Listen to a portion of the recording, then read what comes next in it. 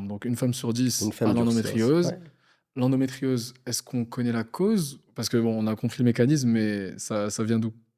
Alors, moi, il y a une phrase qui m'a marqué, un monsieur qui fait de l'histoire de la médecine à Clermont-Ferrand, c'est là où a commencé la cœlioscopie opératoire et ce monsieur-là, il avait dit: «La femme n'a jamais été faite pour avoir ses règles» et donc c'est une phrase qui interpelle. C'est clair. Donc tout le monde est resté un peu bouche bée: «Qu'est-ce qu'il dit celui-là? C'est un peu misogyne, allège».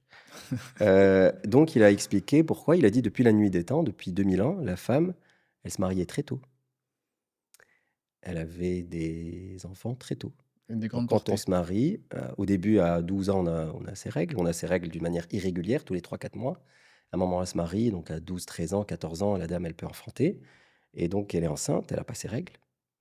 Quand elle allaite, elle a pas ses règles.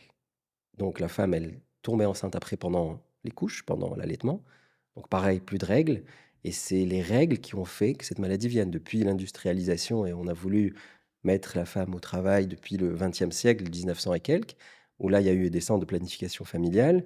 Donc la femme devait voir ses règles et dans l'arrière-pensée de la femme, quand elle a ses règles, c'est comme si elle se nettoie dans sa tête. Elle se dit: «Ça me fait du bien». Mais au fait, depuis 2000 ans, la femme voyait très, très peu ses règles. L'espérance de vie était de 40 45 ans, donc elle avait 10 15 enfants à l'époque. Nos grands-mères, elles avaient 10 11 enfants et du coup, il y avait pas ce problème de cette maladie-là, donc il y J'avais avait pas de jamais règles pensé. et donc du coup, une des théories de l'origine de cette maladie, c'est le reflux du sang.